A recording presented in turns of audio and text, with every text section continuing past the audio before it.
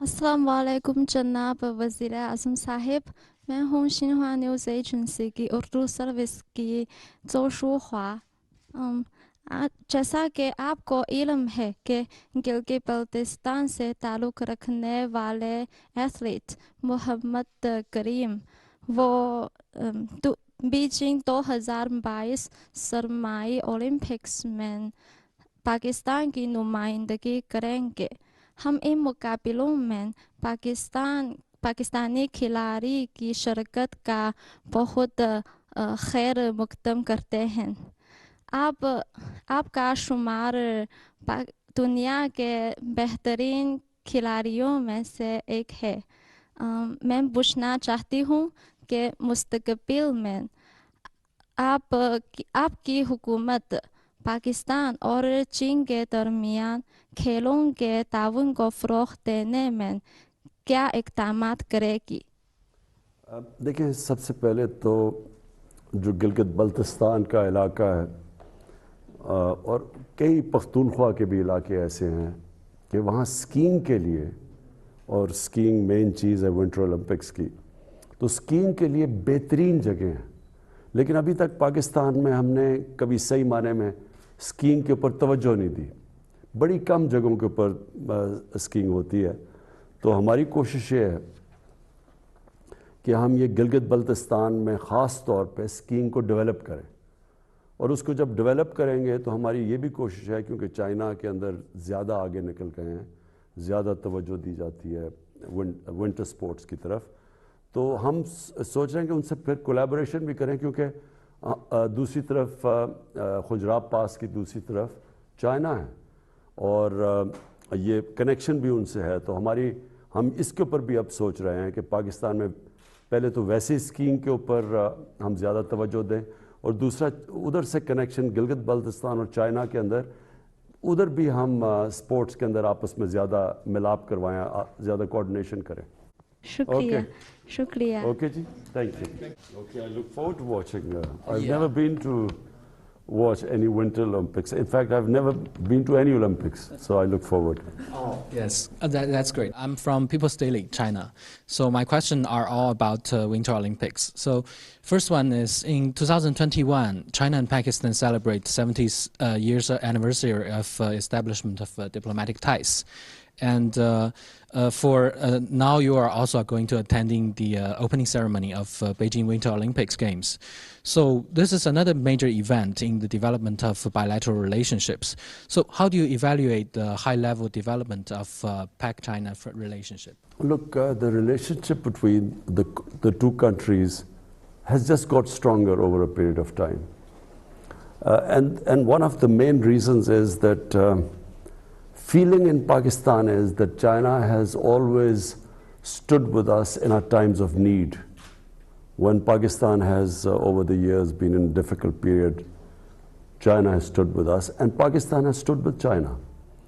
And we are neighbors. I was in school when the Karakoram highway was being built. And that was a collaboration between the Chinese government and the Pakistan army. And it was a very difficult venture because the road was very difficult, there were steep mountainsides. And I remember the number of Chinese who died building the Karakoram highway. So the relationship is it's a deep relationship. And so over a period of time, it has actually got even stronger. And CPEC, of course, has also linked us, the two countries. We know that sports always plays an important role in uniting people together. And for this Winter Olympics, it's also a very special time because it is the post-pandemic time.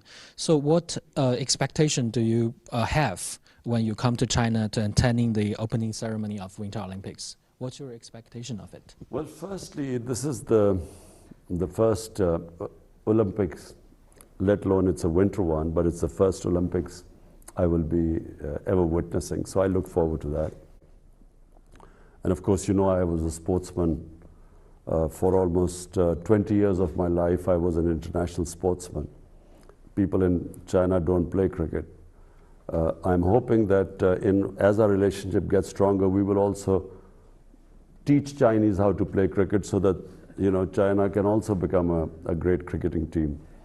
But I look forward because it's as a sportsman, it's apart from our relationship, close relationship between the two countries. It'll be very interesting for me to see a competition. Ever since I have been in politics, I've had no chance to watch any sports. Yeah. So, what do you think the Winter Olympics means to this post-pandemic era? I think it's a very pandemic has devastated. Apart from anything else, its sporting events all over the world have been affected by the pandemic. So in this context, I think it's for China to have gone through with the Winter Olympics. I think it's very admirable. Thank you, Your Excellency. It's Brody Jiang Chao with Xinhua News Agency. So my question is that you praised China's development model on many occasions. And we know that China has developed a whole process, people's democracy, and committed to a people-centered approach. However, the United States and the Western countries try to impose their democratic model to other countries.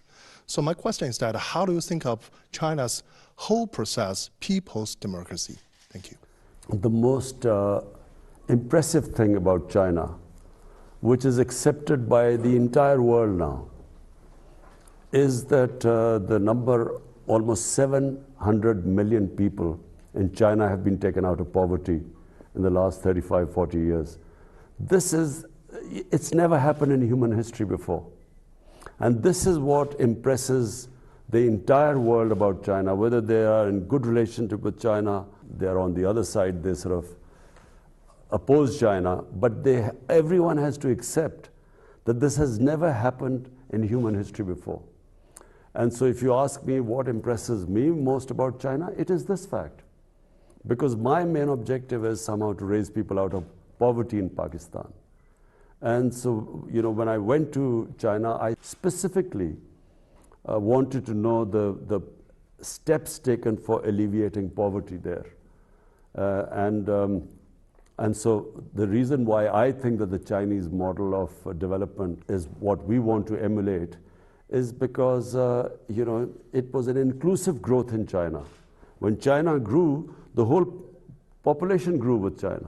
It wasn't, unfortunately, like in a lot of the rest of the world, where the rich get richer and the poor, in fact, get poorer. The gap between the rich and poor gets wider. In fact, in pandemic, we discovered that the poor people got poorer and the super rich got even richer. And so China is a model for all those countries who want to have inclusive growth. I'm Shi Hao from Economic Daily. And my first question is, now, as the new phase of CPEC development focuses on encouraging business and benefiting local people, what is your government going to do to facilitate it? What do you expect for the sustainable development of CPEC? And any expectation for more cooperation on renewable and clean energy? Thank you. You see, the first phase of CPEC was basically connectivity and power generation. Now the CPEC has moved into the next stages where it's about relocation of industry. We want to develop our industrial zones, our special economic zones. Then we want, especially in agriculture, we want help there to improve our productivity. Because in China, the productivity is much higher in agriculture and livestock yields compared to Pakistan. So we want help there too. And then China has grown these drought-resistant cotton varieties, which we have large tracts of lands in Pakistan where this variety of cotton can be grown. So that's where we're going to get help from China. But also it's in technology, information technology. That's another area where which is basically the future, is the technological revolution in the world is the future. And China has made great strides in that. And so we also want to get help from China in that field. Thank you. And my second question is, now, some Western countries keep telling lies on so-called Xinjiang issues, but actually, many Pakistani people, scholars, journalists, including Ambassador to China, His Excellency Haq, well, has visited Xinjiang for many times. They saw the place with their own eyes and talked a lot about it. Have you heard of them talking about Xinjiang? And what do you think of lies told by those Western countries? There is a lot of criticism about the treatment of Uyghurs by China in the West. But our ambassador went there, Moinul Haq, who's our ambassador in China. We asked him, and he went there, and he sent us information that this is actually not true on the ground. But what we in Pakistan find it very difficult to swallow is that while they talk about Uyghurs, they do not talk much in the West about Kashmir. Because in Kashmir, the worst violations of human rights are taking place by India. And somehow there is selective silence about human rights in Kashmir, where there's something like 9 million people who are, really basically living in the worst conditions in almost an open prison by these 800,000 Indian troops. So we find it very difficult that while on one side they talk about Xinjiang, but on the other hand there is the silence about Kashmir is deafening for us.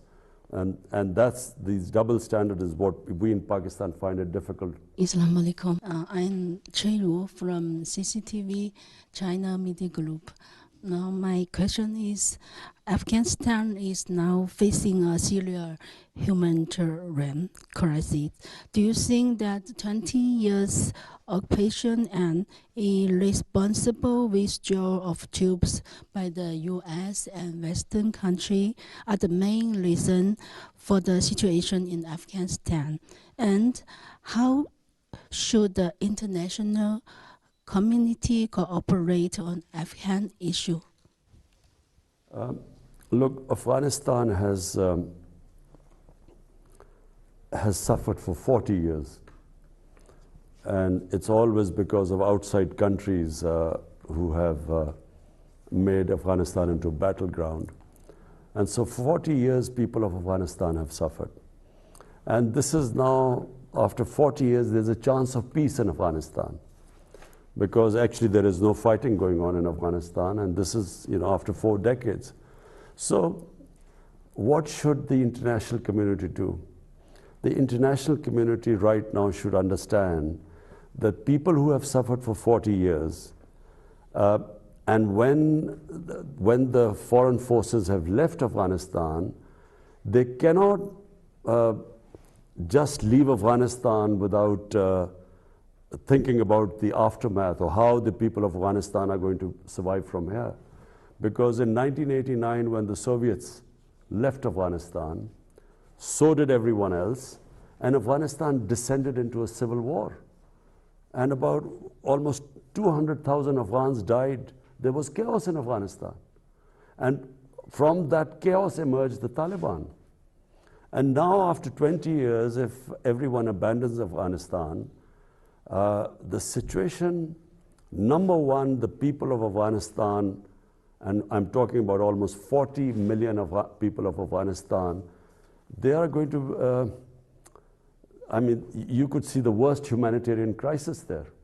But on top of it, if there is chaos in Afghanistan, then it's possible that the same conditions are created which were created 20 years ago when the US invaded Afghanistan. Same thing could happen again if there is chaos. So what should happen is that the international community should just think of the 40 million Afghan human beings there. Whether they like the Taliban government or not should be secondary. The welfare of the people of Afghanistan should be the foremost, and they are facing one of the worst humanitarian crises right now. And they really need help as soon as possible. My next question is, in a few days, the Chinese Lunar New Year will come. What are your wishes for the Chinese Lunar New Year. And what are your expectation for Pakistan-China cooperation in 2022? Well, first of all, let me congratulate the people of China for the Lunar New Chinese Year. So I congratulate everyone. My expectations are that we have a relationship with China which is mutually beneficial for both countries, and we hope that in this relationship, because we are looking to raise Pakistan's economy and the well-being and raising people out of poverty. So we hope that we will, we are already learning from the Chinese experience. But there's one thing I forgot to say, which we want to learn from China, is how they have built their mega cities. You see, China has these huge cities now, and the way they have dealt with the problems that come of having mega cities. And I'm talking about air pollution, I'm talking about the waste disposal. It's a science to manage a huge city. So unfortunately, our cities are growing at a very fast rate. Pakistan is urbanizing at one of the fastest rates. So we also hope to learn from the Chinese experience how they have coped with their urban development. Your Excellency, Mr. Prime Minister, as Cui said, our Chinese Lunar New Year of Tiger is coming soon. So we hope you can also express your best wishes to our Chinese audience. मैं China की आवाम को China का जो lunar new year है, मैं सारी कौम को पाकिस्तानियों की तरफ से मुबारक देता हूँ. शुक्रिया. शुक्रिया. Okay ji, thank you.